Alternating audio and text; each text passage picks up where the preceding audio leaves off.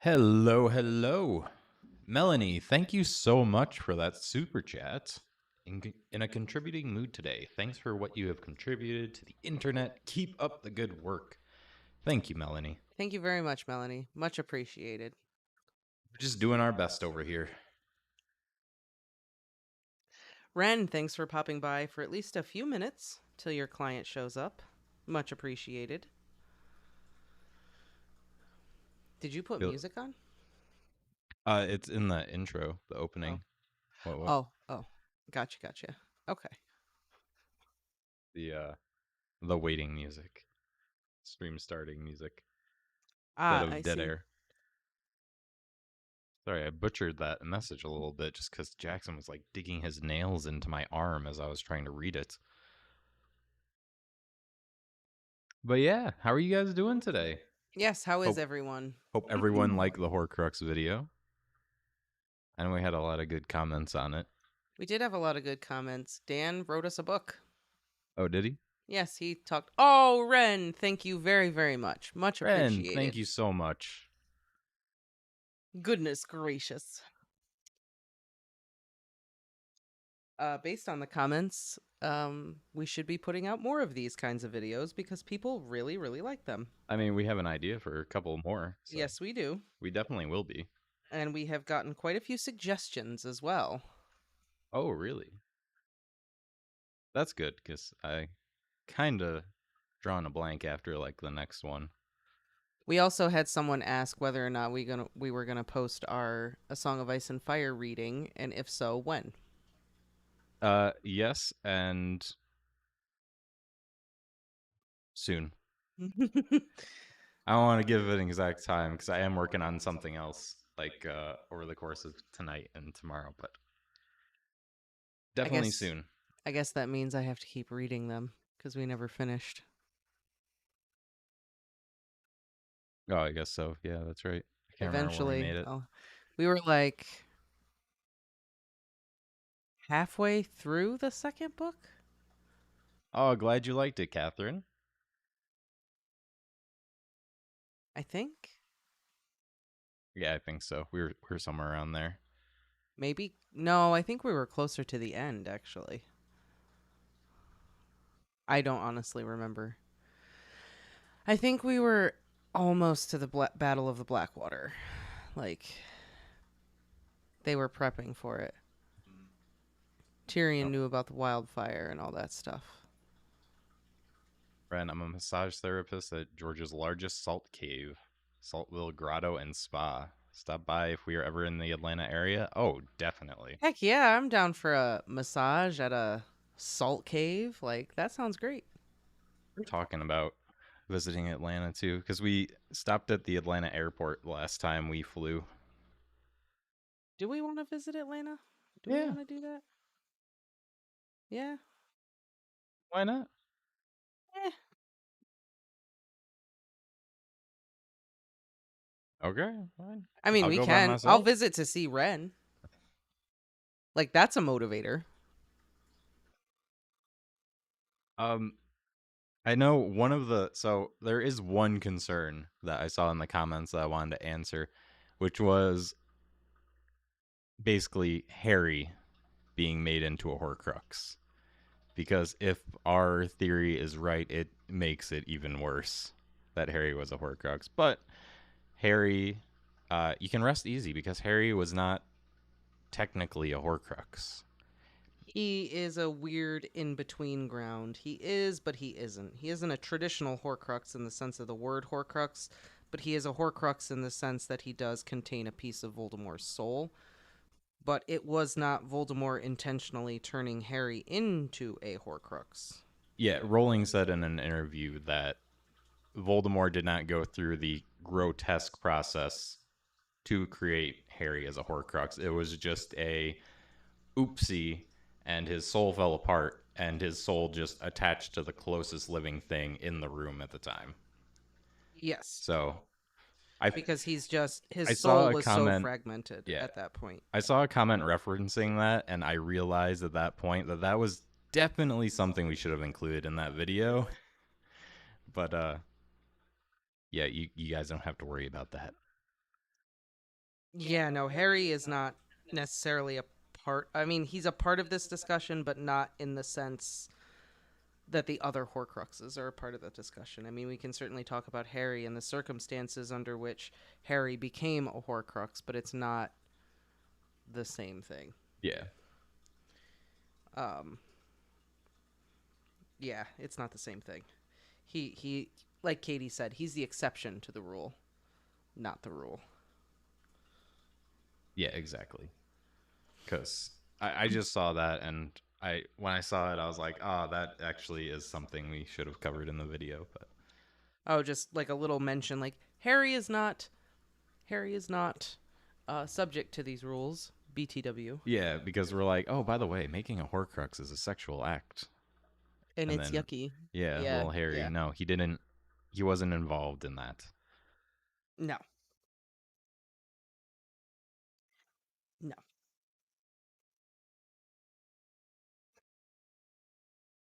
Um, but Oh, you take your time. you can keep talking. I'm just gonna pull up because there was another comment that I thought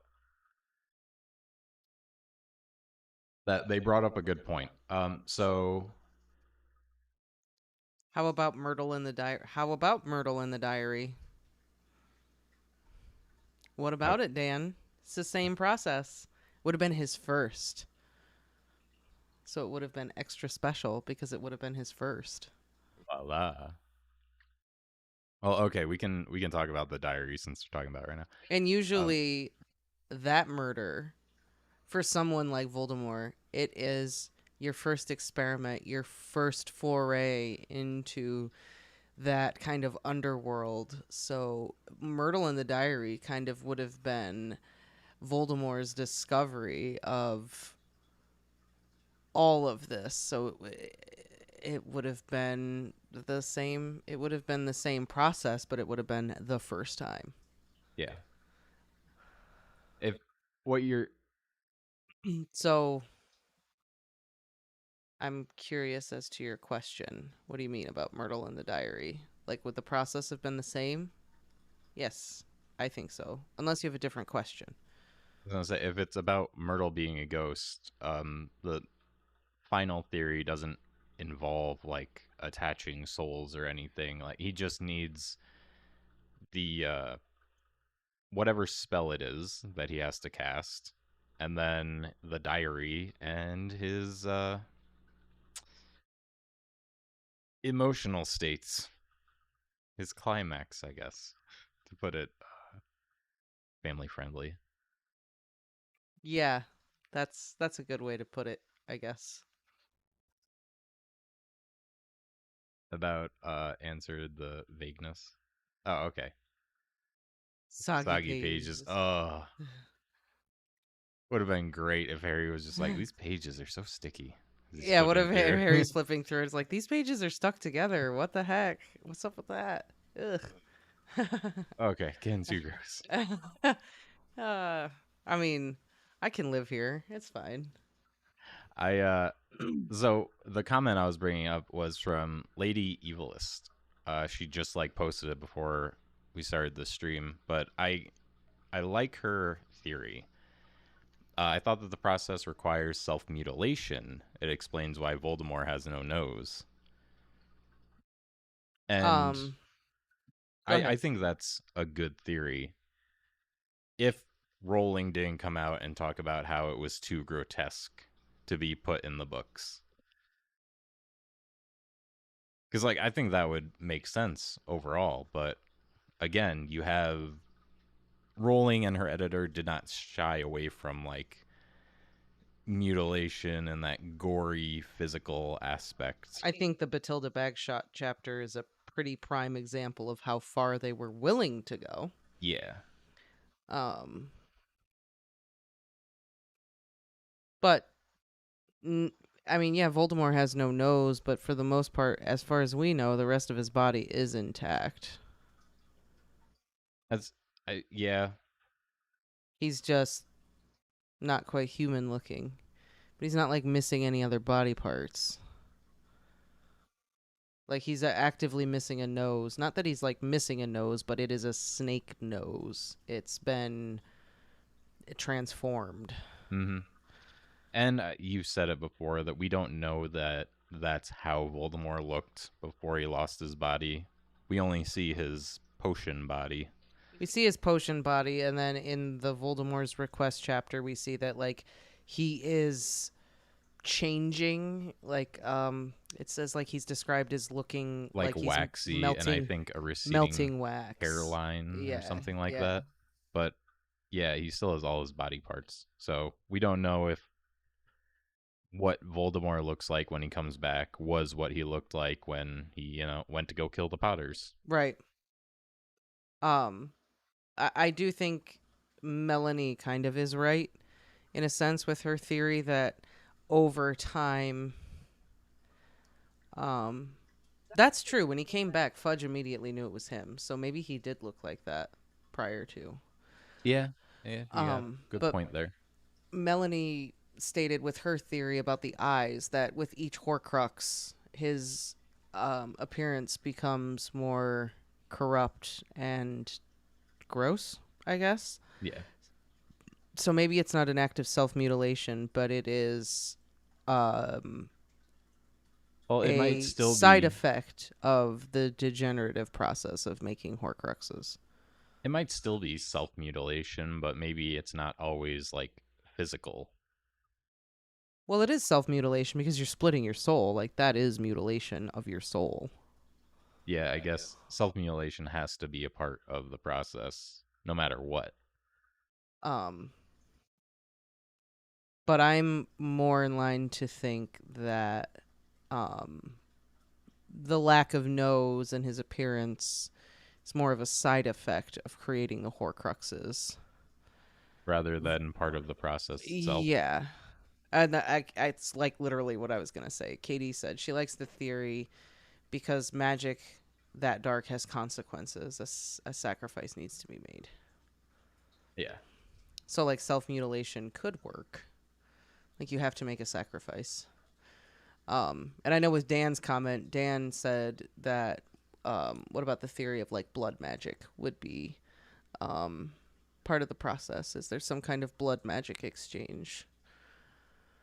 And it kind of made me think of Game of Thrones because in A Song of Ice and Fire, with people who do perform blood magic, the best example being when Dany tries to resurrect Drogo. Mm. Dark blood magic is performed and there is sacrifice. It's very much alchemy. There is an equal exchange. So if you're going to do dark magic, blood magic kind of stuff, it would make sense that there would be something that would be taken away. You're Um, you're like stashing away a piece of yourself, so you have to lose a piece of yourself. right, right. Melanie theorized that Voldemort had to split part of his body, particularly the eye, to allow the soul fragment to escape to the body to enter the object. With each split, the body corrupted more. Which I think is a good It is a pretty good one. good theory. And that's why Melanie had said that's why his eyes look that way. Because over time he did it so many times that his eyes just became these scarlet red eyes. I just see that more of And like that the eyes are the window to the soul, so therefore the part of soul would depart through the eye. I see that more as like maybe part of the process, you know? Like a step in the Yeah, process. because I think that could factor into any theory really. The act to set that in motion changes. So our first theory that we did discuss was cannibalism. Um, Like the scene in The Witcher with a withered hand. What scene was that? you would know better than me. You remember Can't that I show can't better think than of I it. do. We watched it the same number of times. I just don't Oh remember. yeah, his eyes flashed red during the Hepzibah memory. How many Horcruxes had he made by then? Well, he'd made at least two, right? He'd done the diary and The The ring. locket or the ring? No. The ring, yeah. Um. Yeah, because he killed his dad at that point, Right. and And then Moaning he. Myrtle. Yep. So three, maybe four. I don't know if we have enough information to know past the ring, I like the think order. he had just made the two because after he steals the locket and the cup from Hepzibah, that's when he runs away and no one hears from him. And I think at during that point is when he makes the diadem because he goes away and he finds it. Okay. So I think at that point he'd made maybe two, and that's why his eyes are flashing red, but they're not red. Yeah. So Although I never like I just took it as a figurative meaning, as he had just evil intent in his eyes that they didn't physically flash red. I But with think they this theory, it I think they do makes you think because about it a little bit. Harry thinks he sees it and he thinks it's a trick of the light, but then um he sees it again and he definitely is like, no, they glowed red that time. See, it's just when we went through it, I kind of took it as, It was like a yeah, figure of speech kind of a thing. Um he had evil in his eyes. And also, I don't know if we said it, but hi, Anna. Welcome. yes, hi Anna. Rowling did say that when she explained the process, when she explained the Horcrux process and what really happened to Bertha Jorkins, her editor got physically ill. Um, so I don't think cannibalism would do it. I don't think. Yeah, it just doesn't seem like it pushes the envelope past, like, the Hepzibah Smith thing. And Um, then, like, the Dementor's kiss, I mean, that was a super solid theory. the theory for the kiss was really really good. I really liked it. Um, But again, Harry almost has his soul sucked out like four times across the series. So I don't think they're going to be like, oh, that's too gross. But the Dementors can do it all they want. That's fine. yeah, I don't see it being a kiss. Hepzibah think. Okay. Right, back. Okay. That was fun. Okay, that was very strange. At least it gives Um, us a notification now. Props to OBS for that. um, The Oh, in The Witcher when they have the dried flowers to rejuvenate. That's right. Yeah. Yeah, I really like how The Witcher. I just to step aside 1 second, go back to this. the magic The system. magic system in The Witcher is really great. That you have to like pull the magic from the world around you. So It's a cool concept. yeah, It's definitely a cool concept. It's not a common one either. You don't see that a you lot. can't just rejuvenate a flower. You have to take away the life of something else to bring back the flower. It is very alchemical. Mm-hmm.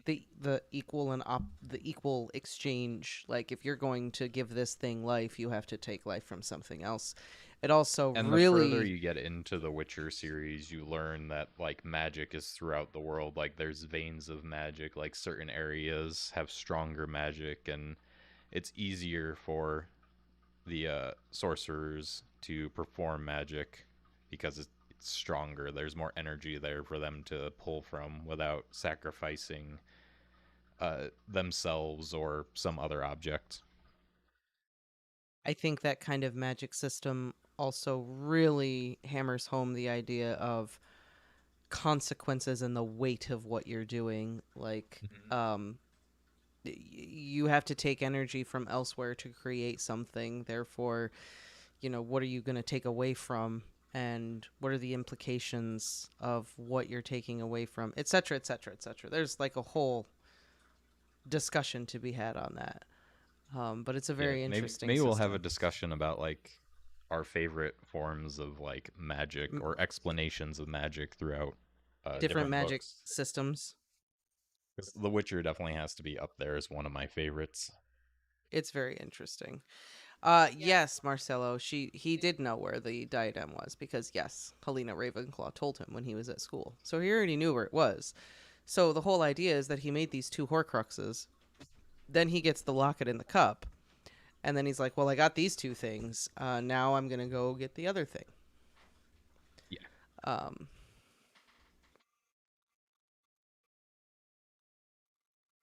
but yeah, the first two theories were pretty good. Uh, the only thing with the cannibalism thing and then the necromantic um, magic is just there's no time for that. There's literally no time for all that. Maybe he likes sushi. I mean, just real quick. Yeah, but it's so instantaneous. He's got to eat it. That like he's got to strip it off, perform the spell, eat it. Like it's so fast. It's got to be so fast. I don't think there's time. I mean, I don't think so either, but Also, I feel like Dumbledore would have figured that out, or through examining the bodies or something. Like yeah, magic someone, always leaves a trace. yeah, someone would have figured out that Voldemort is eating bits of flesh off of these bodies. Mhm. But that's kind of why I like the theory that it was self mutilation because it does everything that the cannibalism theory does, but the bodies will be fine. And, well, Voldemort can damage himself as much as he wants, and no one's going to think otherwise. Right. At this point, probably no one would notice. No, Voldemort wouldn't leave obvious traces. And I also feel like if you're performing necromancy, that will also leave a trace. Like necromancy is some very potent dark magic that would definitely leave a trace that somebody would be able to pick up on. Yeah, and he's so sure no one knows about the Horcruxes. He is so sure to the point of hubris and arrogance that no one knows about his Horcruxes, Yeah. which is also why I don't buy into the kiss idea because all those clues are just right out there for Dumbledore to pick up on, and I don't think Voldemort would be displaying it out there in the sky for everyone to see. Uh, I do agree. That was honestly one of my favorite theories, though. I kind of wish that That you was one of weren't right in that he the. wouldn't he wouldn't put those clues out there because I think everything about that works other than the fact that Voldemort just he wouldn't risk it. Yeah, But I think there is an argument to say that he might be that cocky to, just put it out there like, "Oh, I made Horcruxes, but you're all too dumb to figure it out cuz I'm smarter." that's the counter argument. I think that Voldemort would want to brag because he doesn't think anyone's gonna figure it out. But I think with the Horcruxes, he's just too careful.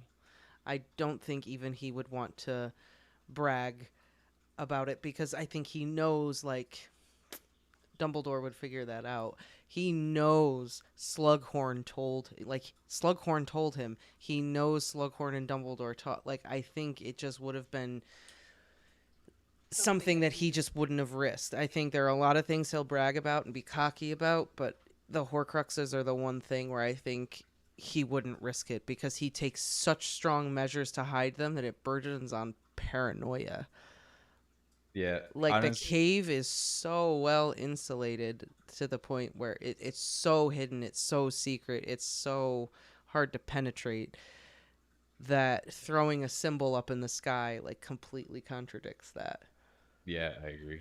Honestly, the chapter titled "The Only One He Ever Feared" was the thing that kind of threw me off of that one. Just because, yeah, you're right. Like the only people who know about it are Slughorn, but I mean, I don't think he cares about that. But he knows that Dumbledore is smart enough to figure it out, and he's the only person that Voldemort like fears. Like he's the only one who could do anything about him.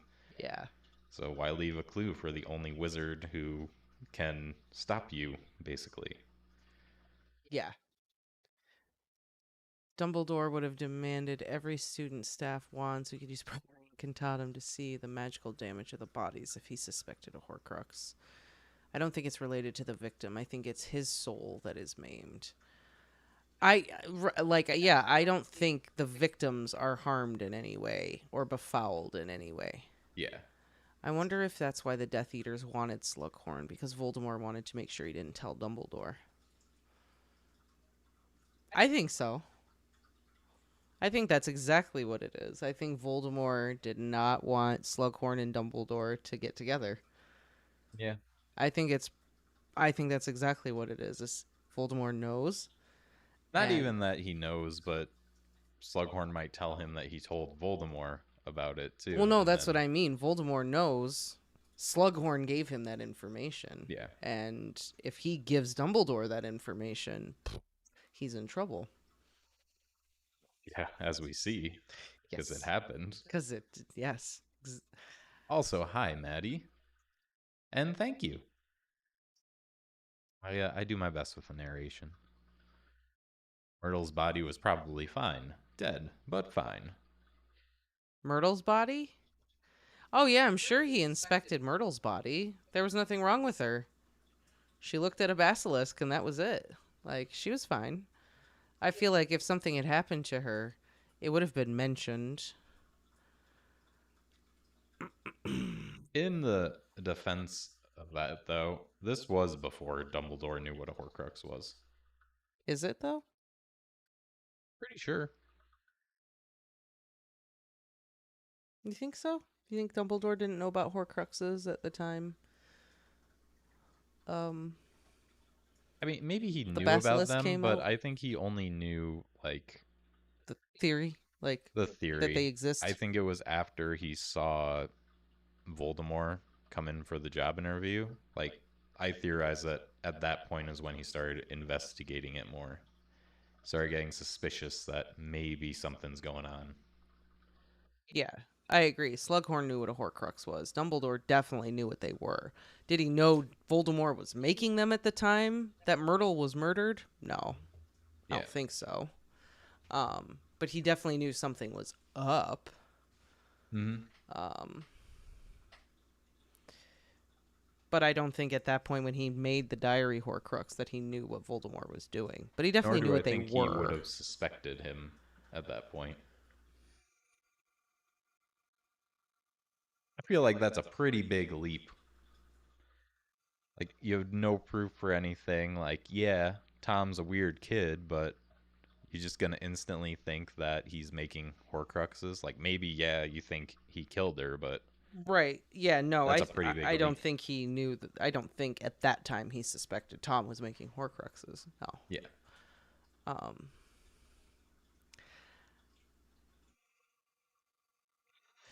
Book two. Yeah, I was just gonna say, book two was when Dumbledore was really like, I think, I think Voldemort's made Horcruxes because of the diary,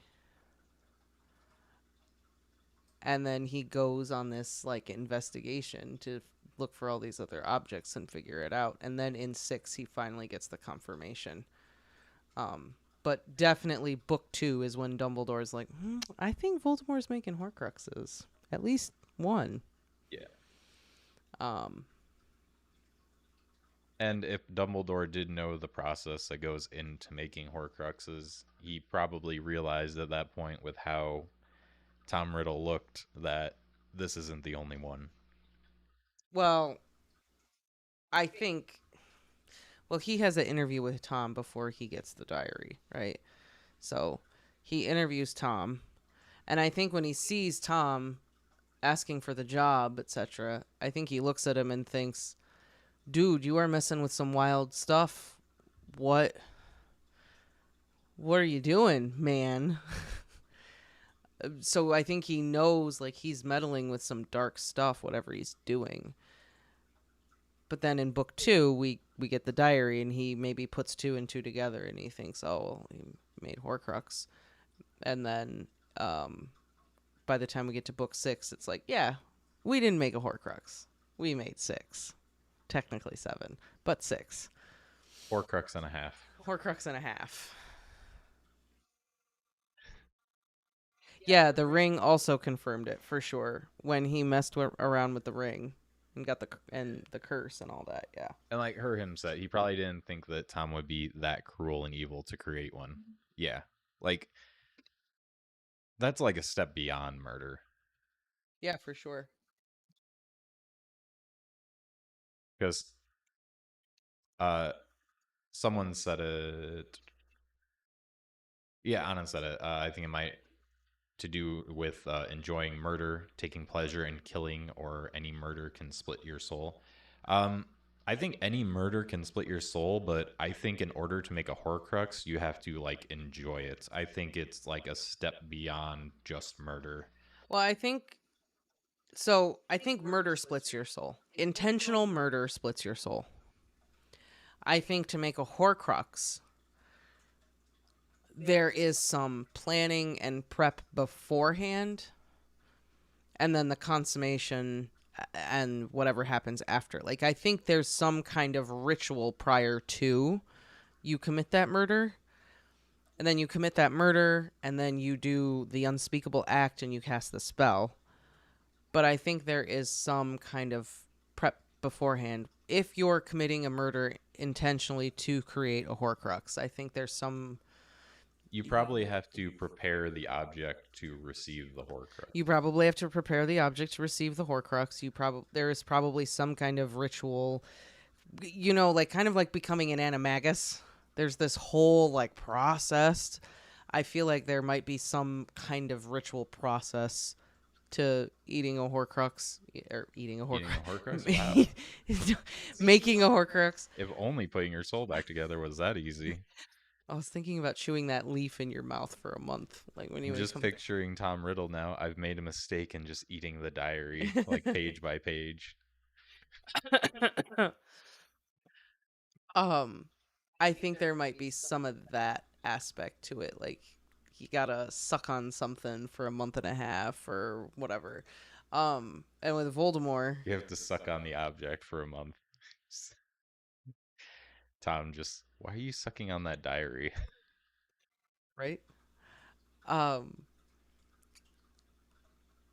and for Voldemort specifically, they would have to be very important murders. They're very important. All of those murders are significant and important. Um, it wouldn't just be anyone. This would be a specific individual that he picked out for this reason to do this thing.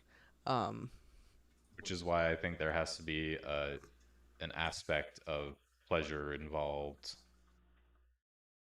Like maybe not sexual, but like in you committing murder. wanna, yeah, like Bellatrix says, with any unforgivable curse, you have to mean it. Yeah.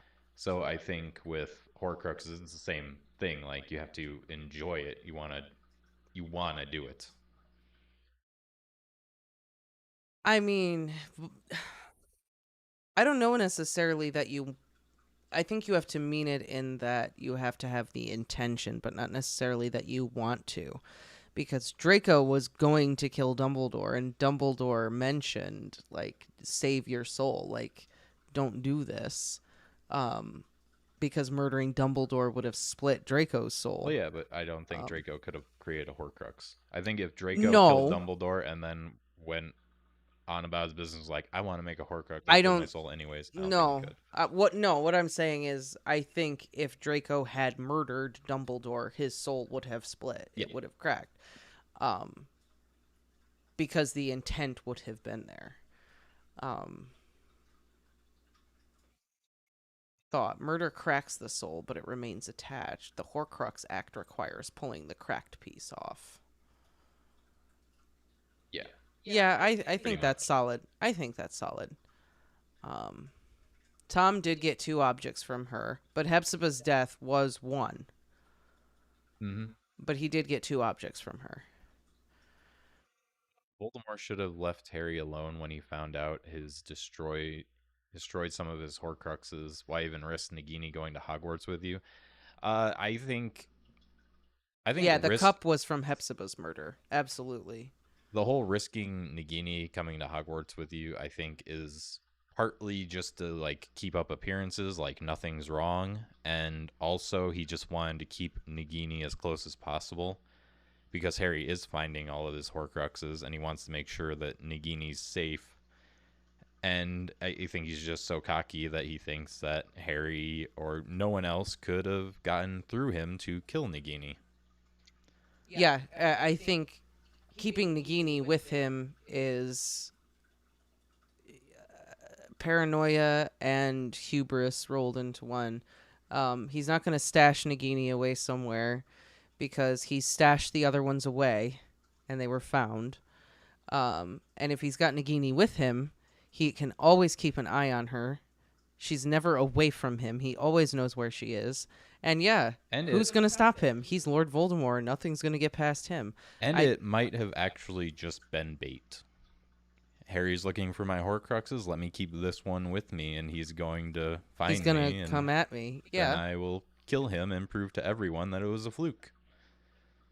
Yeah. Yeah. So that's probably why. Concerning Myrtle, if the basilisk didn't just happen upon her, maybe Tom was annoyed at Myrtle. Maybe Myrtle had developed an intense crush on Tom, which infuriated him. That's plausible.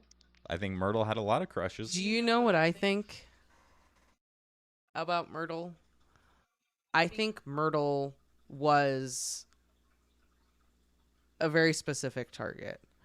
I think Tom noticed Myrtle's behavioral patterns, going into the bathroom and crying and yada, yada, yada. I think he kind of watched her. She was vulnerable. She had like some self-esteem issues. She was a vulnerable kid. She was an easy target.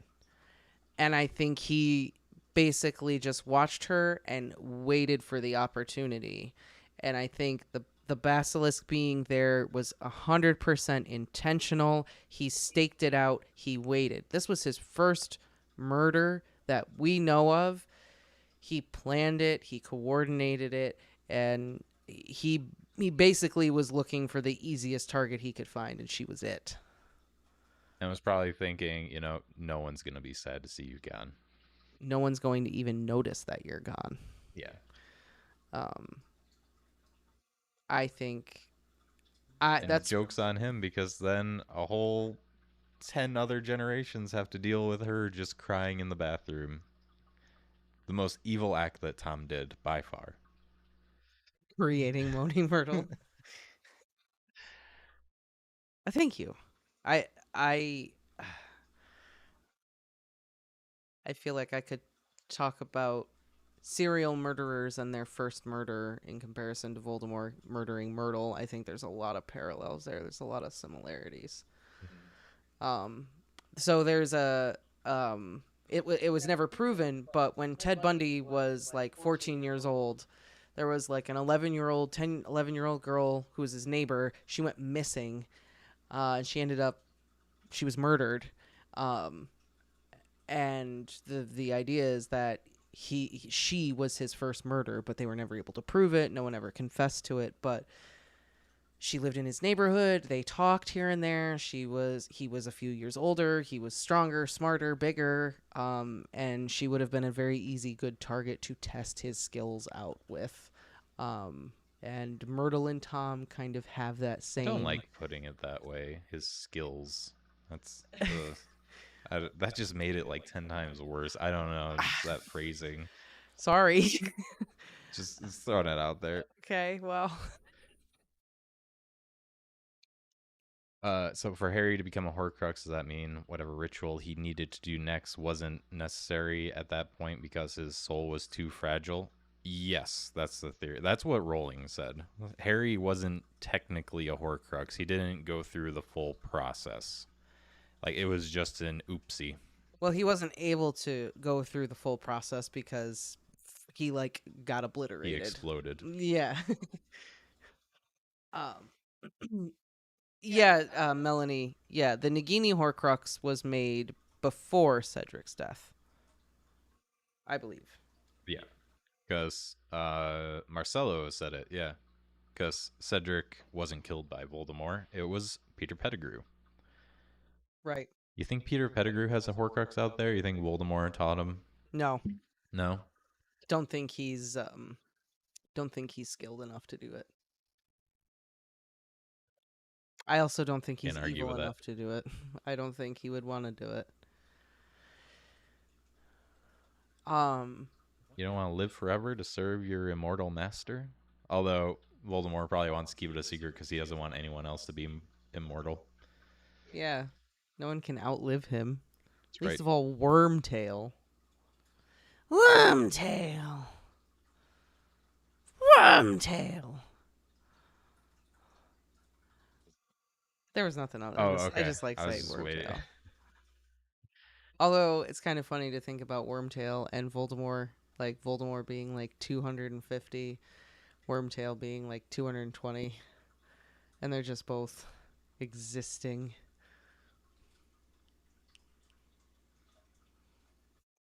I all I'm picturing is just them in an old folks' home. To be honest. Living at St. Wormtail, where's my pudding? Are you going to eat that jello?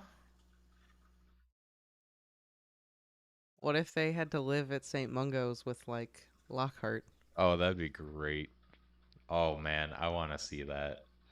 Alternate universe. Voldemort didn't actually die. He just became a vegetable or something, and he He's just living in an old folks home with Wormtail. Wormtail and Lockhart. Lockhart just showing him his connected writing, How his Lockhart joined lives that writing. long is a mystery. We don't know. Um. Oh, And gets accused. there's just a lot of chat. I'm trying to catch up. How did Regulus even realize the locket was a Horcrux? You know, that's a good question. I don't. Did it ever say that he knew it was a Horcrux, or did he just know that Voldemort was trying to hide it and it was like Who? something special to him?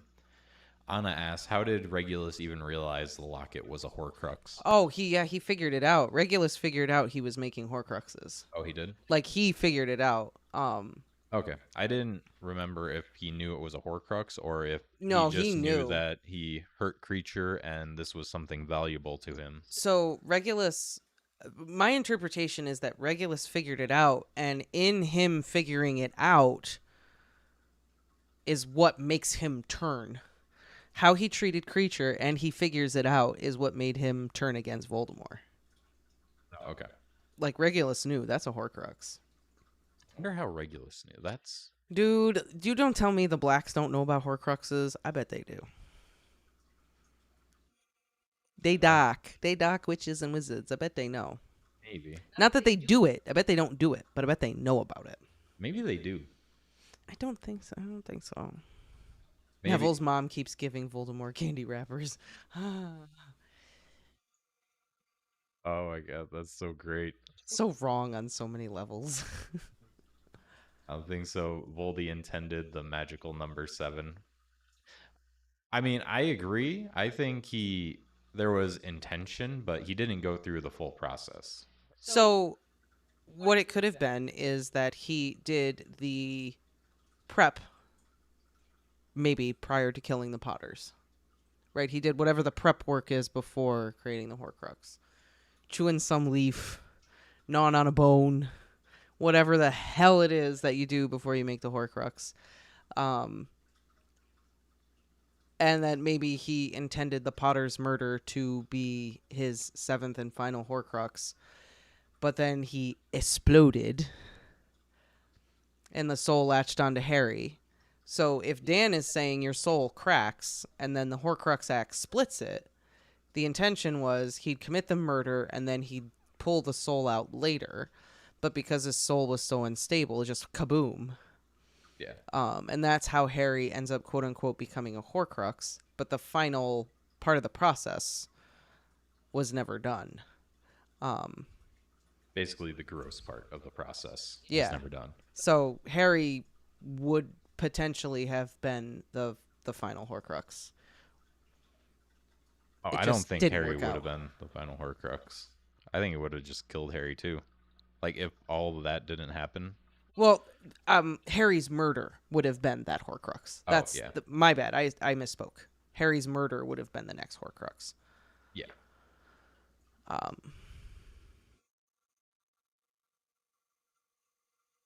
It would be the 8th piece of soul. I mean, I guess if you count the piece of, I guess so, because Right, because he he's doesn't know Harry is a Horcrux. Nagini becomes the final Horcrux yeah, in his mind. but also the piece of soul that like splits and goes to Romania or Albania. Albania. Yeah, it rhymes. It's close You enough. got a block on I Albania for do. some It's reason. Romania and Well, hides he out. was in Albania. I just said Fine. Romania again. Albania and hides out. Yeah. So He does so that. so He does seven Horcruxes, 8 pieces of soul. Well, technically. Yes. six and a half Horcruxes. So the idea was 6 Horcruxes plus himself, right? That was the intention. Is the 6 Horcruxes plus himself. That's the magic 7. But Harry was the extra. No, what the Harry's murder would have been number 7, wouldn't it? Harry's murder would have been number 6. Oh, that's right, because Nagini's made after, yeah. Right. Yeah. I know. He had a shiny object all ready to go. All the hard work gone to waste. Right. What do you think Harry's Horcrux would have been? That's interesting. I don't know. There have been a lot of people who've discussed like what would the other like if Harry hadn't been the Horcrux, like what would the object have been? The cloak? Melanie, yeah, I've heard that suggested ideally the sword of Gryffindor would have potentially been the object. How would he even gotten his hands on the sword of Gryffindor, though? Well, that's the thing. Like, but Maybe he had a heist planned. that would be in line with what Voldemort would want. Yeah. It would complete the set. I've got the diadem, I've got the locket, I've got the cup. If I get the sword, I have the magic. You have the whole collection. You have the set, as Slughorn would say. I've got the whole set. You caught them all. Yeah. The Pokemon Master. That's a good question. When was the fake sword made? Well, we know that the fake sword was planted in 7, right? So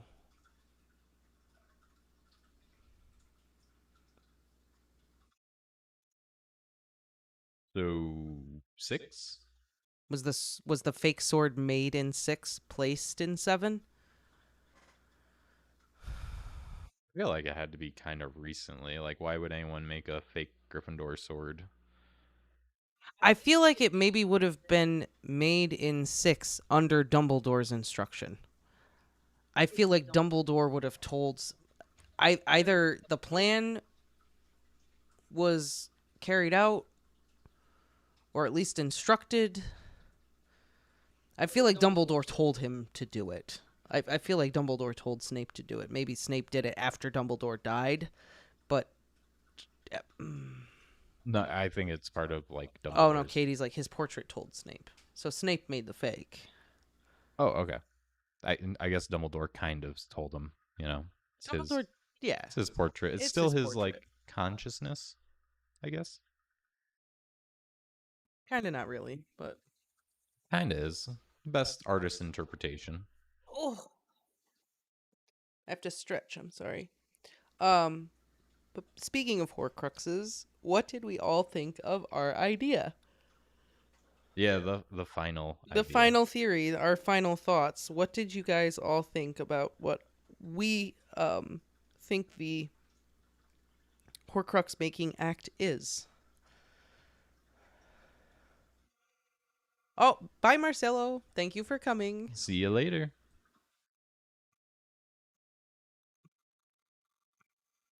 In the pensive, Harry sees Dumbledore's portrait plying the fake sword with Snape. Yeah, I think that's right.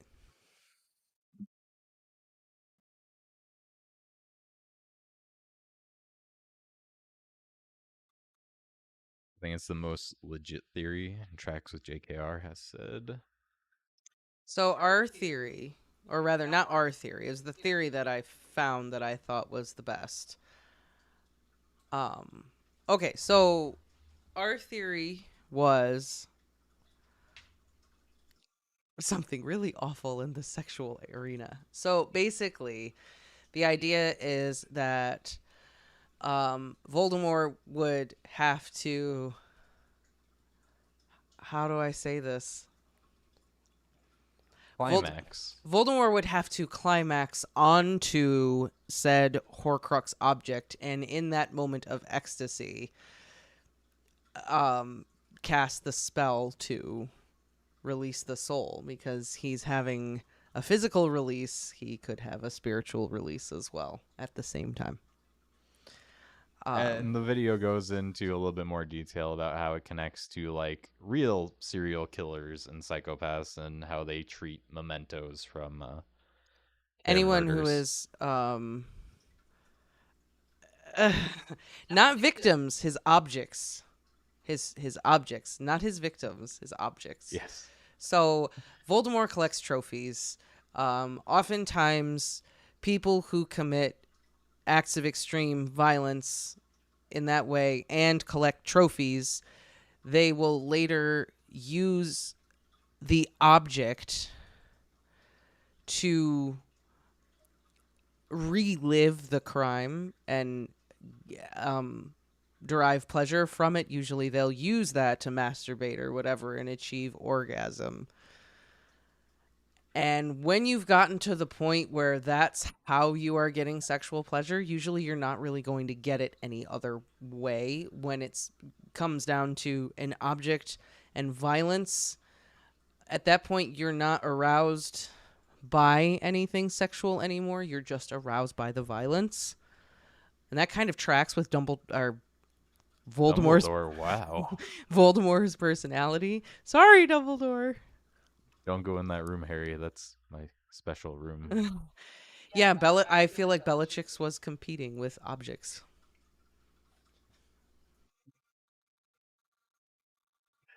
Yeah, Poor Bellatrix. she never stood a chance. um, so we see that,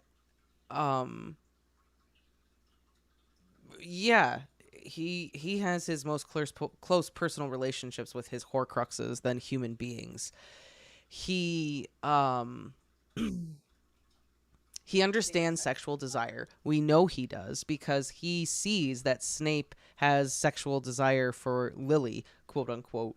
And that's all he thinks that Snape has is sexual desire. So he obviously understands what it is, even though Snape doesn't just have sexual desire for Lily, but that's a separate thing.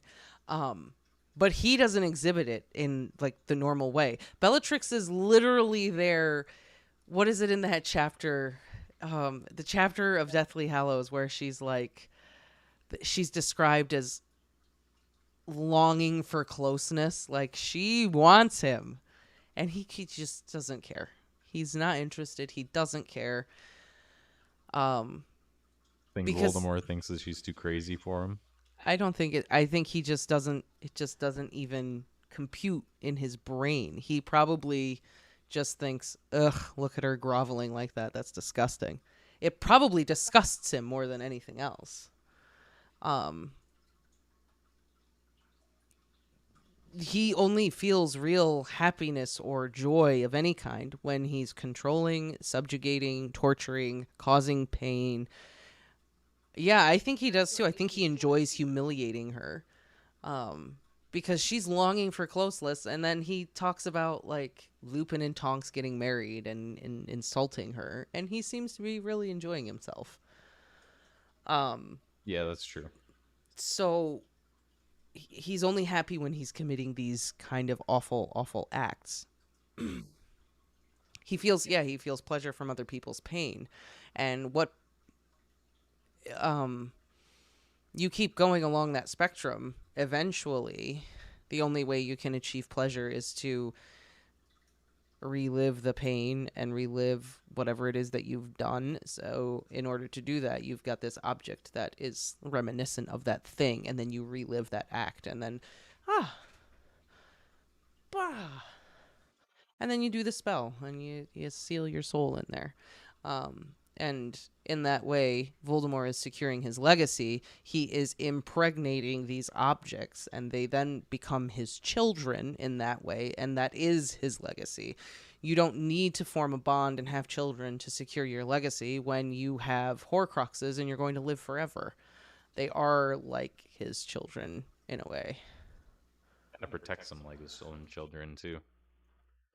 And I mean Yeah, the thing that like sets this theory apart as opposed to the other ones, because like I said, like the kissing one was it was really probably solid. The kissing theory was a good the one. most plausible one, is just the grotesque factor. I mean, all those other things, mutilation, physical gore and stuff, Rowling and her editor did not shy away from that.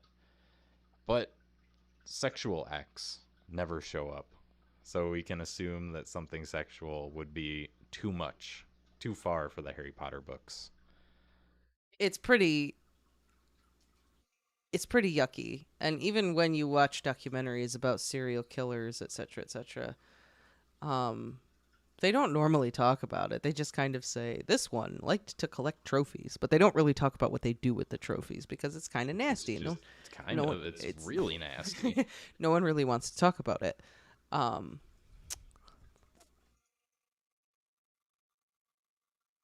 um, hmm. I'm trying to remember right now. Which one Um, are we talking about? Katie's asking me if the murderer in the third Cormoran Strike book did the same thing with the So that's trophies. all you. I don't think, Katie, I don't think it's ever stated, but I think it's implied that he does. I I think I think it's implied in the subtext, but I don't think it's ever out and out stated that he does do the same thing. But I think it's there to be interpreted. Like all the things he keeps in his freezer and stuff. Like, yeah, I wonder what effect the Horcruxes would have on Voldemort if he was to say wear it, like when the trio wears the locket. Um, I don't think so because it's his soul. yeah, I know, He's but the creator of the it like Horcrux. I don't think so. it like feels cold and takes away all, kind of like a Dementor, you know. It's like sucking away their pleasure and stuff. But I wonder if, since Voldemort is kind of like the opposites, would it, feel warm and good to him? It might, yeah. Maybe it would have the opposite effect. That's what I mean. So I think that's probably, I think it would, be a comfort to him. Maybe. If it is this sick pleasure, kind of like when Umbridge wears it. I agree, it would be too far. This is still a children's book. Exactly. And all the other theories is stuff that they kind of let skate through. The only thing And that doesn't make it through is Bertha Jorkins, um, which in and Bertha of itself, Jorgens was there? no, like what really happened to her is not in the books. Oh, yeah. Yeah, But because again, that's kind of on the same level of awfulness. that's there, and you're making basically a baby Voldemort, so you can sort of Yeah, imply from making a baby that it was probably something sexual. well, yeah. Whether it I was, think the subtext is there. That's why you whether can kind of piece together what actually it happened to her. involved Bertha Jorkins or Nagini, Oh, Lola! we don't know, but yeah. That's kind of another clue, is that connection with Bertha Jorkins. That was Mm-hmm. another thing that they wouldn't include. Mm-hmm. That makes us kind of think it's probably Mariana going in loves this direction. Mariana loves our kitties. Aw, thank you. She loves when there's a purr. We love them too. Did you baby Doda? It'd be nice if HBO would go into more detail. Um, Well, on Hork, I don't know. I don't know if they could. I want it. It would be I cool want it. if they make the Harry Potter show maybe more adult, a little bit darker, Yeah. to kind of go with like the original Harry Potter fans. It kind of grows up a little bit so they can dive into some of the I would like to see it grow up as the books grow darker up. tales of Voldemort. Yeah. I would like to see it grow up as the books grow up. Or And even, give you that. what would be cool is if they did a Dumbledore movie, but not like Secrets of Dumbledore.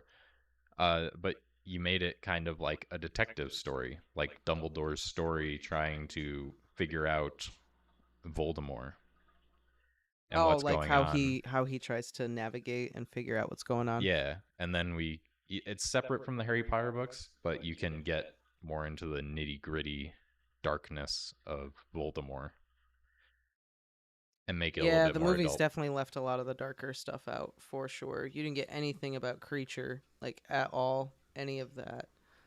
Um they left a lot out.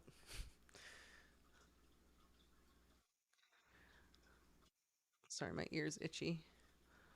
Um but yeah, that's I think the other thing about our theory is that if it's a kiss or if it's cannibalism, a kiss is a very human, intimate act of love. Doing the kiss, being the Horcrux making act, would be a perversion of a very human act, but it would still be very human. Cannibalism would still be like a human connection. It would be some way that Voldemort is tying himself to someone else, and I think that would repulse him in every way.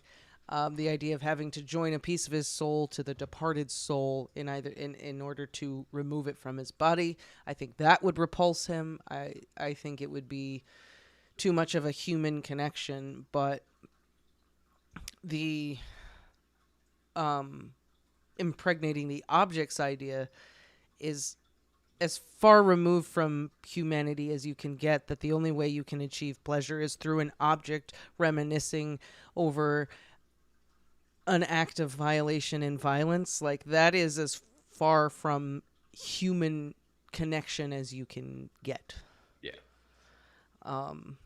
Which is what Voldemort is all about. That's true. That would be good to know. How did the Dursleys get back from the hut on the rock? That is the real mystery I want solved in the Harry Potter show. Wait, didn't they just like have a boat or something? Oh, Hagrid took the boat. They took back. When he takes Harry back, they take the boat.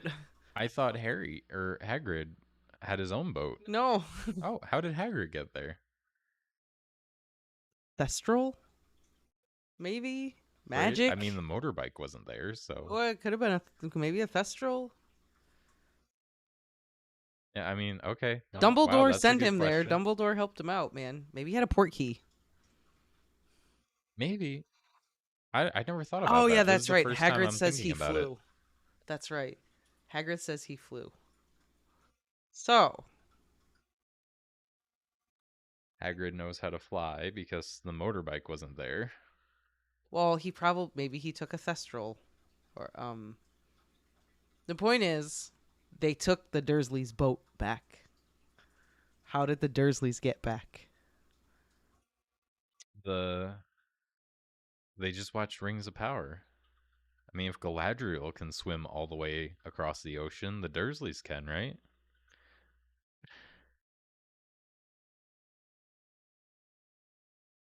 Dursleys using the flying motorbike. A hippogriff. Hippogriff? That's right. Dursleys had to tame it and fly it home. Vernon had to stare at it and earn its respect. Oh, jeez. Dudley would have been dead. Yeah. Um, maybe Fox took him there. That's a good theory. I like that idea. Maybe Fox brought him. Because Dumbledore did send him. Fox could carry him there. Fox could carry Hagrid? Phoenixes can carry extremely heavy loads. I know, but Hagrid? Fox carried Harry, Ron, Ginny, and Lockhart without a problem.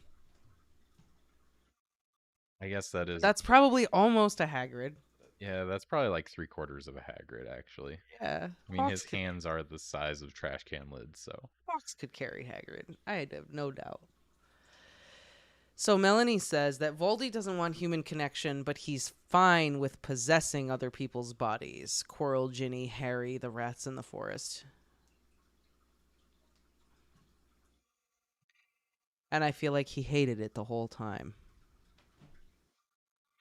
I feel like possessing people's bodies was kind of a necessary evil. It also tracks with his whole idea of controlling and subjugating. Yeah. They're just puppets. Yeah. I don't think it's so much a human connection as I'm using you for what I need and you're going to do what I tell you. And I think I'm going to gain some kind of sick pleasure out of controlling you in your own body. I feel like that's Probably a. why Nagini enjoyed her whole Bathilda bagshot time. I mean, maybe. Yeah, it was a temporary plan. Sent Hagrid with one-way ticket and said, "Figure it out when you get there." That is really awful, but yeah, that's what he did.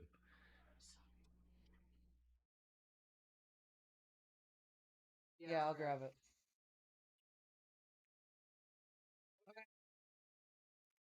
Um, So here you go, Hagrid. Figure it out. Find your own way home.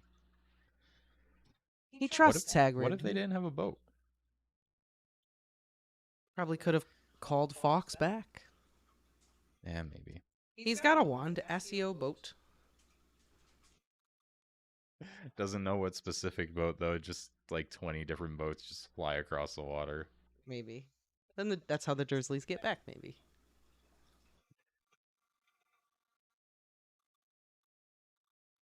I mean, it kind of seems like something Dumbledore would do. Here, take Fox there. You'll be fine. Figure it out. That seems like a Hagrid move. Right? There's some things Or a Dumbledore move. That's kind of something that Voldemort and Dumbledore have in common. Kind of use people as their own puppets to meet their own ends. I think Dumbledore has a much harder time with it, for sure. Yeah, definitely. But they're definitely playing chess with people. Oh, yeah. They're both definitely doing the same thing. But Dumbledore's is for the greater good. Yeah.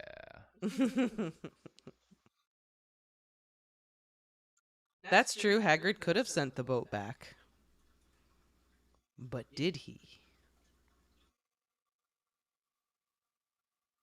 After Hagrid got back to Hogwarts, Dumbledore realized Hagrid forgot the Dursleys and sent someone.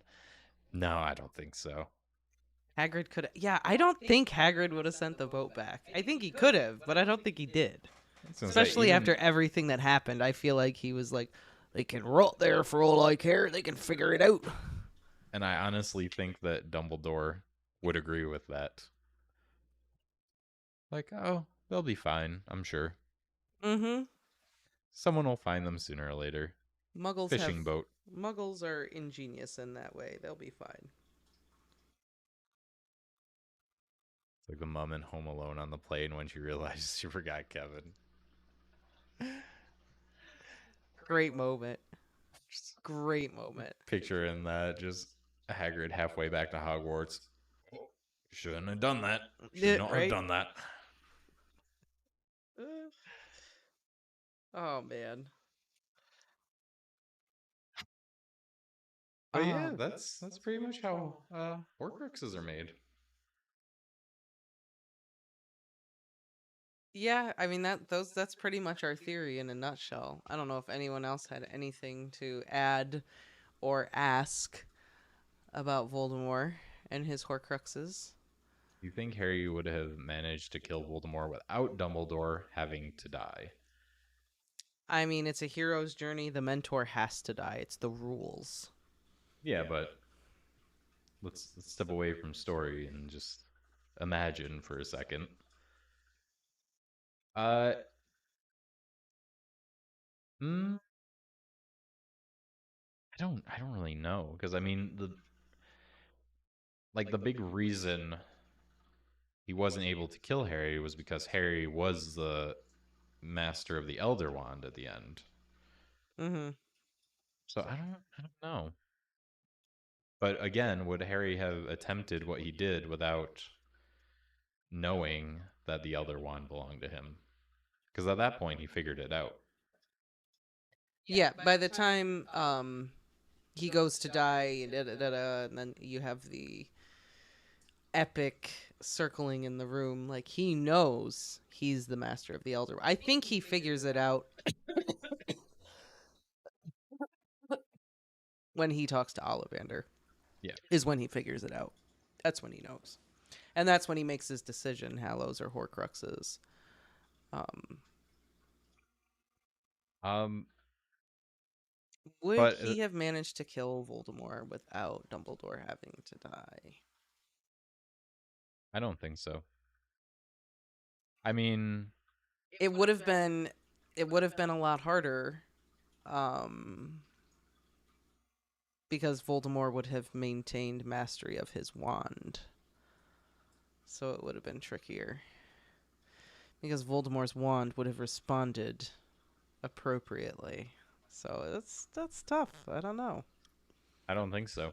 I think regardless, Dumbledore would have died anyway, either via Snape or Voldemort would have just killed him. Because at that point, Dumbledore was considerably weak and he was going to die anyway. But Harry had the mother magic protection, so he could just, keep coming back to life. I don't know if he could keep coming back to life once he got the one time. I don't I'd think like that's to how think it he works. could. Voldemort just getting frustrated, just about a cadavering Harry like 10 times in a row. Harry just like, nope, try again. Hold on, let me get a pillow. I smacked my head that time.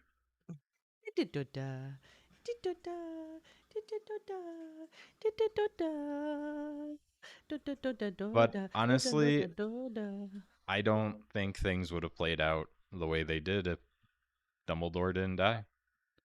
Yeah, it would have.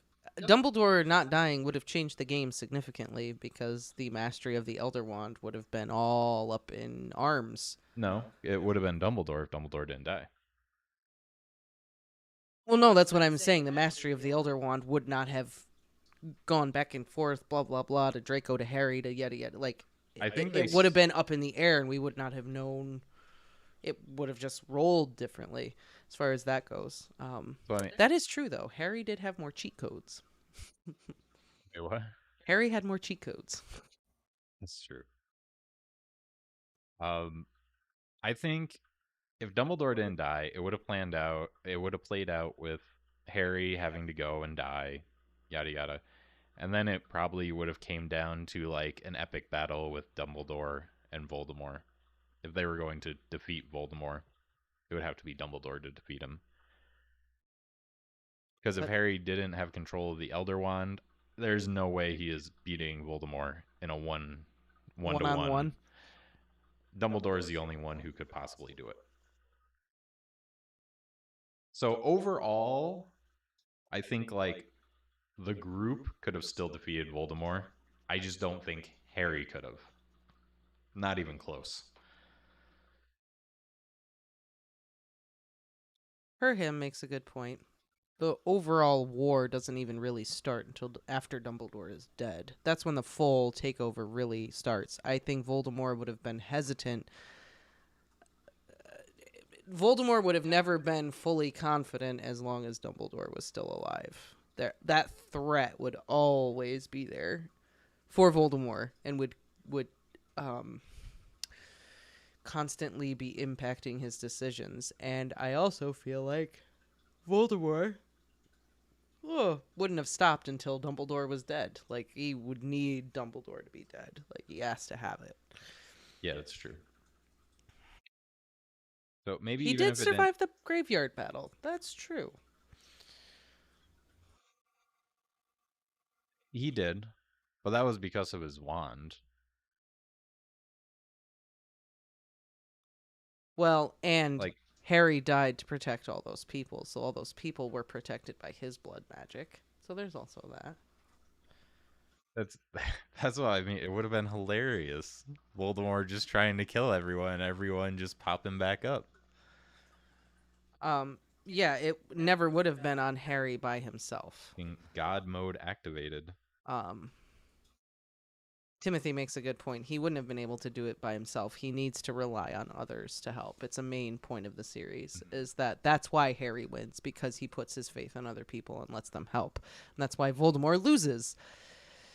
I didn't even really think about it, but it is ironic that Voldemort was after immortality for so long, and he in turn gave immortality basically to Harry. I mean, kinda. Kind of, yeah. Because as long as Voldemort was alive after he took in Harry's blood, Harry was tethered to life. So he could. Well, when the Horcrux was destroyed inside of Harry, Harry could have definitely died after that. What saves him is they do the spells at the same time, and Harry is the master of the Elder Wand, and it bounces back off of him because he casts Expelliarmus, and No, it I know. pops I'm the not spell talking back. about that. What are you talking about? This Harry having being tethered to life. Oh, Because not as long really as immortality. Voldemort's blood is coursing through his veins, or Harry's blood is coursing through Voldemort's veins, he's tethered to life. I get what you're saying now. So, kind of immortality. If Voldemort's immortal, Harry becomes immortal.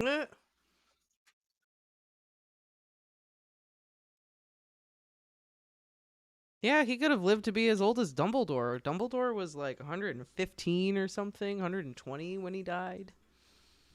Wizards live a lot longer than Muggles do. And yeah, Voldemort died in his 70s. All because he wanted to live longer. Looked pretty good for being in his 70s. No, he did not. He looked pretty He good. did not. He did not have any wrinkles, man. His skin was smooth.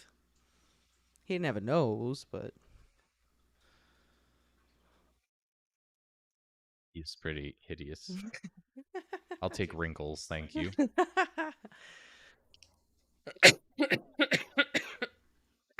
Wonder if Dumbledore didn't need to die, if he and Snape could fake his death, not telling Harry either. That would have been an interesting reveal. That would have been great. Well, he was gonna die anyway, though. Voldemort walking up to Hogwarts Castle and Dumbledore just jumps off the roof. Superhero landing. I'm back, bitches. No, he would have had to jump down and say, "It was foolish of you to come here tonight, Tom." Do a Gandalf the White. Just come back dressed in all white. No, Dumbledore would have to be like in a purple velvet suit. Purple, absolutely. Purple robes, Yeah. not suit. He's not a muggle. We're not at the muggle places. It'd be Fair enough. robes. Fair enough. Couldn't defeat Voldemort by himself. He had to trust in others in order to do so. One of the main underlying points of this. Yeah. Dumbledore was gonna die anyway, whether or not Snape faked his death or not. He was gonna die anyhow. Yeah, because of the curse. He had about a year to live at the beginning of the school year, so I mean, Yeah. Dumbledore had like 2 more months at Yeah. best. Yeah, he was not gonna go very well.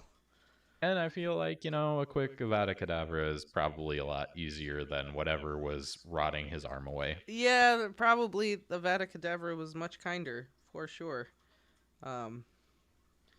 Snape having to give him potions and stuff all the time for whatever was wrong with him probably was a lot less pleasant. On that note, it is getting to be about that time, though. So I don't know if there's anything else you want to talk about. I don't know if anyone has any. I'm sorry. Last minute questions or anything, but yeah, I think I'm pretty set. All right. There were many times where it seemed that Dumbledore knew what would happen in the future. That's right. Maybe there's more to the Pensieve than we think. Maybe it can also see into the future. I think Dumbledore's just very good at chess. Maybe that too. I think he's just a very good study of character and knowing what people are going to do and how to manipulate people into doing what you need them to do. I think Dumbledore's just very good at all of that. Nah, he just has a spell to see in the future. Voldemort would have wanted to see Dumbledore's body to make sure. Definitely. Oh, and Voldemort definitely would have wanted to make a Horcrux with something of Dumbledore's. I agree. I think Voldemort would have wanted to see the body to make sure that Dumbledore was actually dead. Catherine is like, what if they faked it? I'm like, I think Voldemort. I agree with Anna. I think Voldemort would have wanted to see the body. Yeah. Proof that he's actually dead. Yeah, Um, because we know how nervous he is about Dumbledore. he would Like, you need to sure he's know. dead? I need to know for sure. Yeah, Spend the next 2 days examining it, making sure it's Dumbledore. yeah, No fakery here. Brings up a great point of conversation about soul splitting. We should discuss the conversation between Dumbledore and Snape. Telling Snape only he knows how his soul will react to killing Dumbledore. yeah. Oh, When Snape is like, "And my soul? What about my soul, Dumbledore?" Um, uh, I think that I think Snape's soul did split, like during the act, but we know that remorse is what puts the soul back together, and I think Snape would have definitely had remorse for it. So I think it all depends it was kind of on. like a quick split, and it started sealing back up. Well, I think intention is a big part of what splits the soul. If you murder someone in self defense, I don't think it's the same thing as murdering someone in cold blood. Yeah, I don't think it's the same as Snape killing Dumbledore versus Voldemort murdering James Potter. I think they're different degrees and scales of this kind of stuff. I don't think it's just a cold black and white. You commit murder, it splits your soul. Period. I think there's degrees, well, no, I and I agree. think I think intention is implied. I think if you commit murder in self-defense, does your soul split? Not necessarily. Snape with Dumbledore, I don't necessarily think his soul split. I think it's split. I just don't think it was to a degree. Is I think the more you have intention to do it and like want to do it out of cold blood, like the worse the split is. Maybe the more remorse you have to feel, or the longer it'll take for your soul to go back together. But put back together. I think any level of like murder will split your soul to some degree. Yeah, no, I don't think Voldemort could have made more than 7 Horcruxes. I think what happened with Harry um proves that Voldemort couldn't probably have made any more Horcruxes because he just exploded. His soul became too unstable to then continue to make more Horcruxes.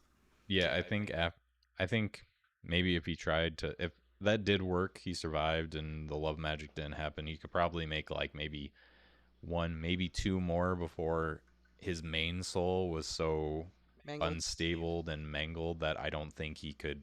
It would survive. It'd be like nothing left to split at that point. Yeah, pretty much. I see that's the yeah, like something like Molly, I don't think Molly's soul would have split for killing Bellatrix. No.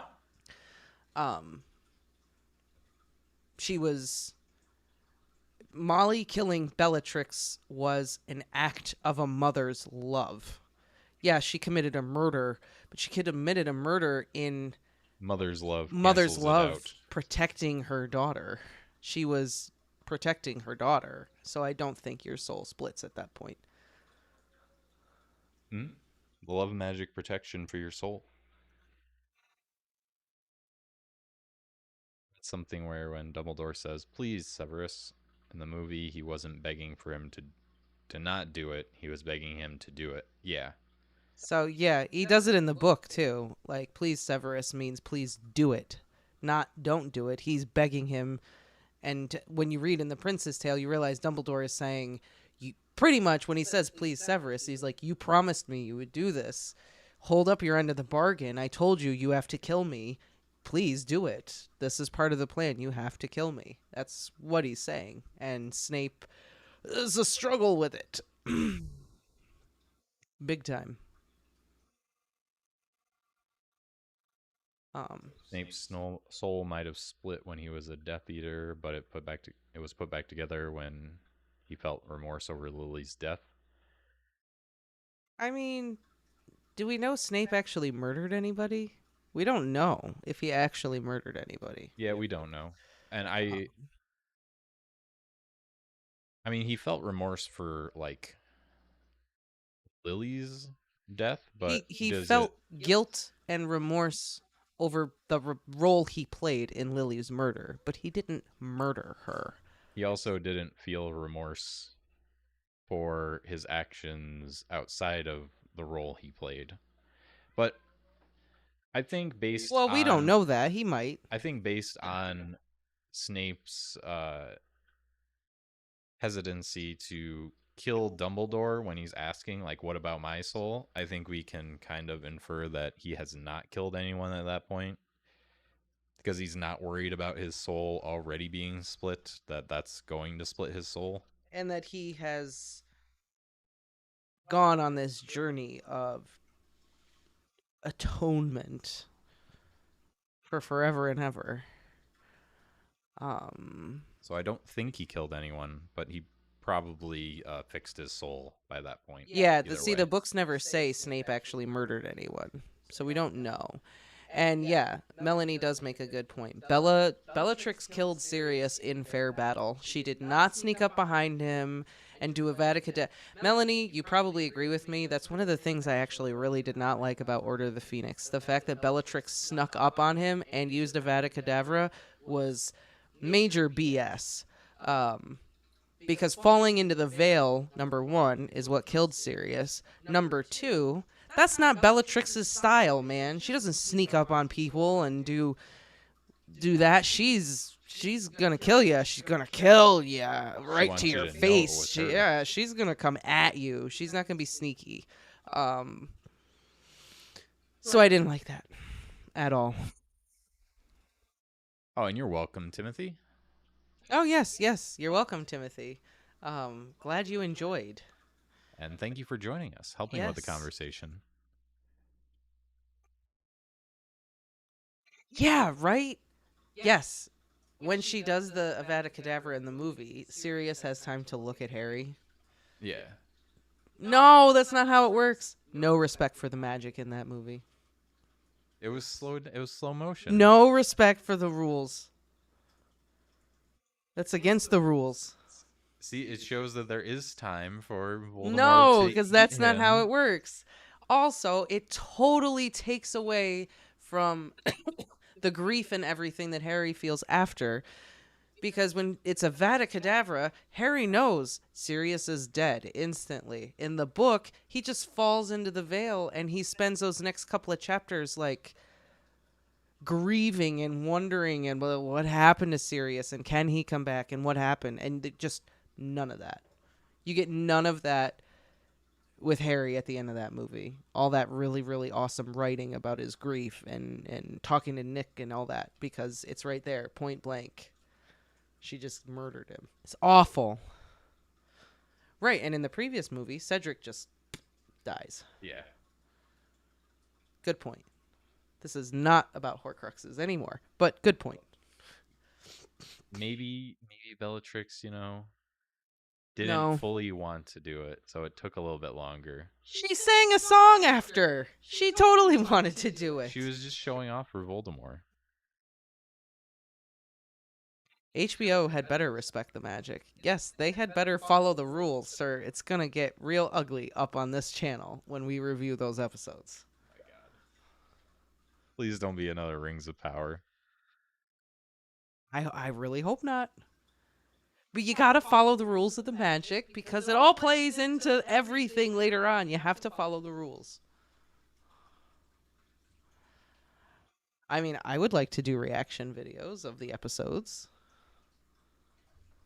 I mean, we probably will do like little reviews or reactions. Whenever it's released. I don't even know if it has a release date, like 2025 or something like that. I have no idea. I mean, it was just announced, so we got a while to wait. We got to do House of the Dragon Season 2 before this show even starts. Bella is showing off for Harry. Well, we don't know. Summer 2024. Bella was showing off for Harry, not for Voldy, who hadn't arrived yet. Bella was taunting Harry. Yeah. Yeah. Full stop. Yeah, absolutely. But did she know that Voldemort was going to arrive? Maybe she knew he was coming. Yeah, she was all about torturing Harry, getting Harry going. Yeah. That was all what it was all about. You do reaction videos after episodes. Yeah. Yeah, he just read through the whole thing. He's like, "Oh, you beat me to it." Yeah, we will. When we when we get a trailer, we can do a trailer breakdown, all that fun stuff. It's going to be interesting. It's going to be interesting. Hopefully he gives us more than the Dune 2 trailer. Yeah, the Dune 2 trailer was there was nothing in Gimpy. there. There was nothing in there. Did make me excited for it though. It was made by the director who did 6 and 7. So 5, 6, and 7 were the same director. Doesn't Makes matter. sense. Doesn't matter. Different perspective doesn't matter. The rules are the rules. And the plot is the plot. Bellatrix did not kill Sirius with Avada Kedavra in the story. She hit him with a spell. He fell into the veil. That's how he died. Period. Point blank. That is not up for interpretation. You didn't follow the rules in the movie. End of story. Right? Like there's different interpretations, but Different interpretation means, oh, I'm going to make the green of Avada Kedavra look more billowy versus I'm going to make it look more like a jet. But it's still green because it's fucking green. That's interpretation. Yeah. You're still following the rules, but you make it look or I'm like gonna how make you it want. look like lightning, like it's Emperor Right. Palpatine over here, Right, casting some spells. Star Wars looking green lightning, whatever. That's interpretation. Yeah, when it says it's one spell and then you do another, that's That's not following the rules. lack of reading comprehension.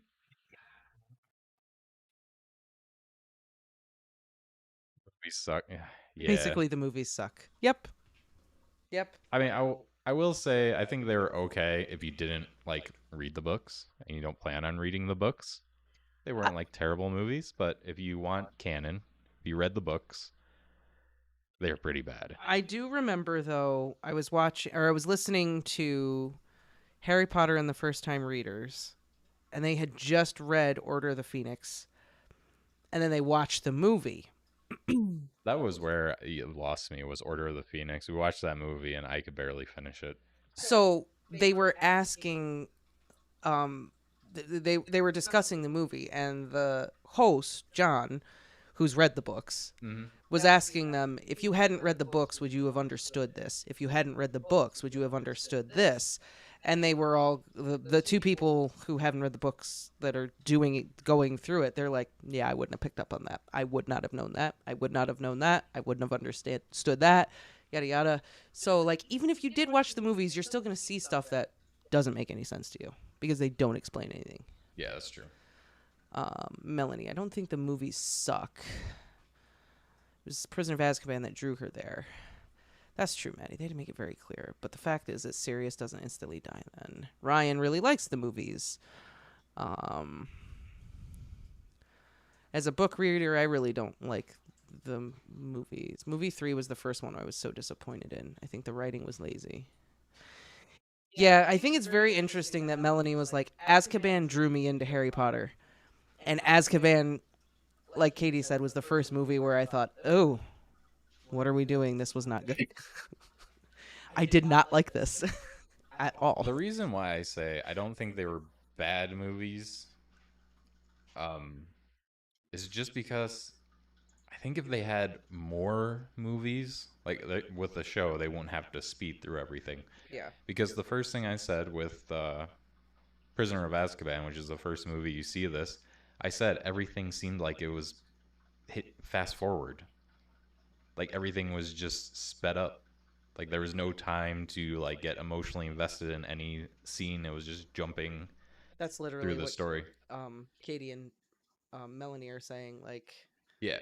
And that like continued for the rest of the books. So that's why I don't think they were necessarily bad movies, but these people had to cram everything into such a short runtime. I think it was a mistake on the directors or the producers or the company, whoever decided on the runtime and number of movies. I think it was an error on their parts.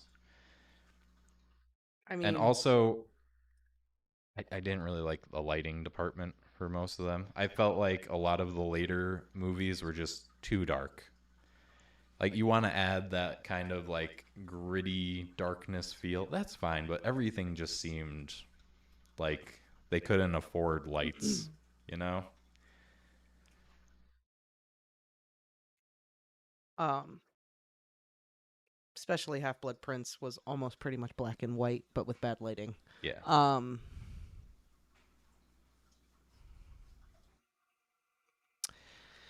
Prisoner, the Prisoner of Azkaban movie to me was like I hated it. I didn't like it. I thought the writing was lazy, but from a cinematic visual standpoint, it's a well-made film. Yeah.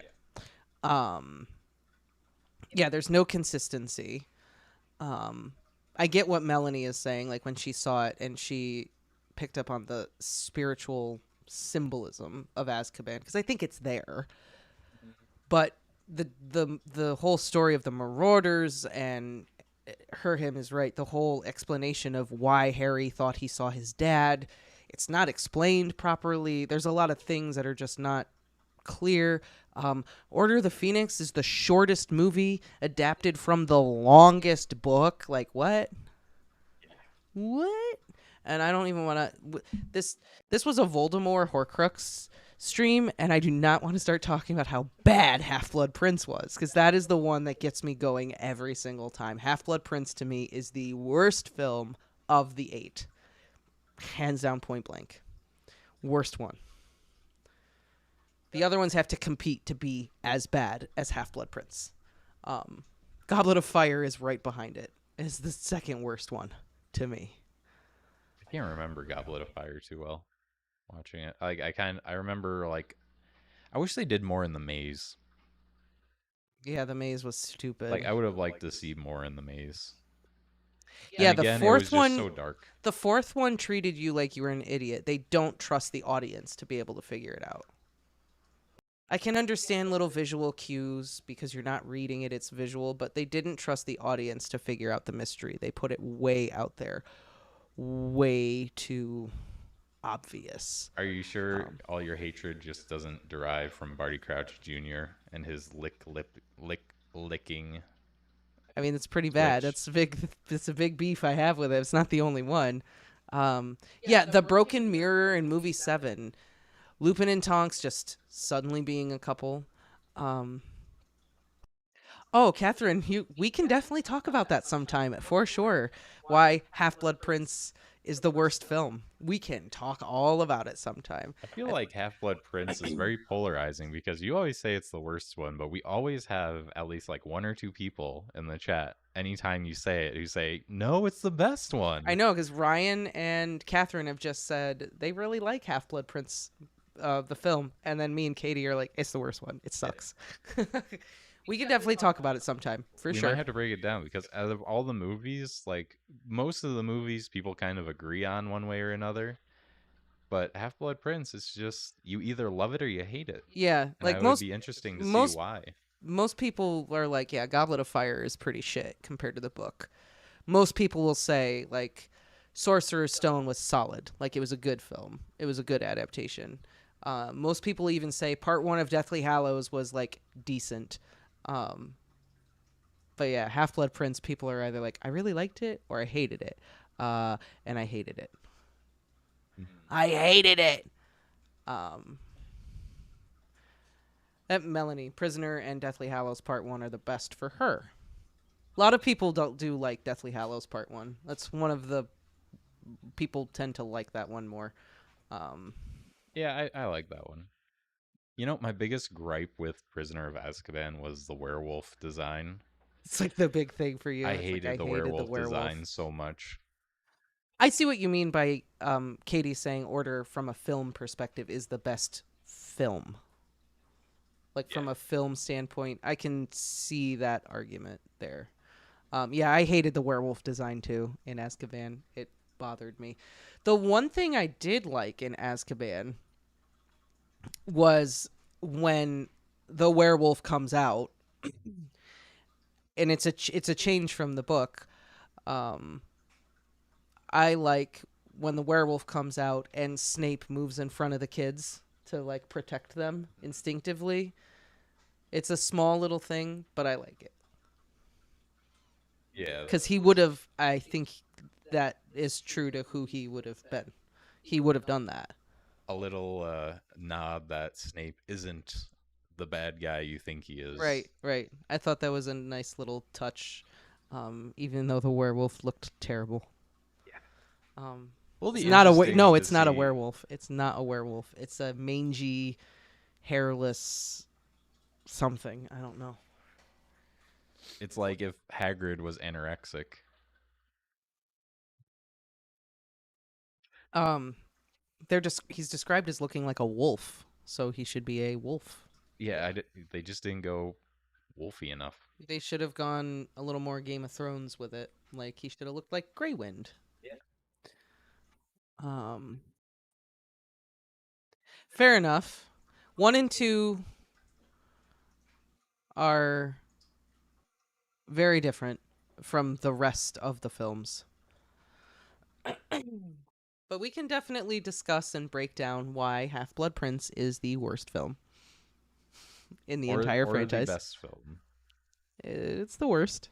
We'll have to put out a poll so they people can present their opinions in the chat. That's what I mean. We'll have to do like a poll or something where people who enjoyed the movie can like put their reasons why, and we can have people who didn't put their reasons why, and we can kind of compare them because it's by far the most polarizing movie, and I'm kind of interesting to see what it is from the movie that people saw and they were like, "This is amazing," and what turned people off. You should do movie reaction video. We could watch the movies and how react to them, or we will react to them in real time.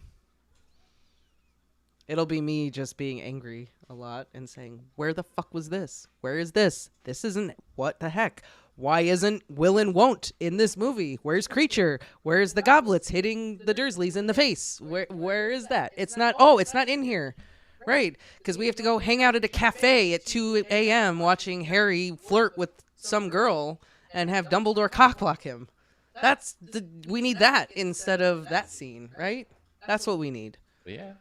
No! No! Okay, anyway, rant over. All right. We'll do that sometime. On that note, though, also, the cave sucks. Okay, I'm just saying. Well, I mean, it sucks. I saw a lot of that scene doing the editing for. Okay, fair enough. You've watched it a lot. That is where the lighting came in the most for me. I hated the lighting in that. You couldn't see anything. You couldn't see anything. Everything was too dark. There was no cinematic lighting. It was just turn the lights off. I understand you want to go for like dark, gritty, creepy, but, like, but you still have to see what's happening in the scene. Like you have to, if you want it to be dark and gritty and scary, you have to at least still see what's happening to be freaked out. Yeah. But the actual design, like the crystal pedestal and everything, like I like the whole design of the cave itself. I didn't like the seashell cups. That was stupid. That's like really freaking nitpicky. Like if we're gonna watch the movies, that's how nitpicky it's gonna get. I'm just saying. There's supposed to be goblets that Dumbledore like conjures a cup, a crystal glass. It's not a seashell. Like I'll go. It's okay. Enough. I won't.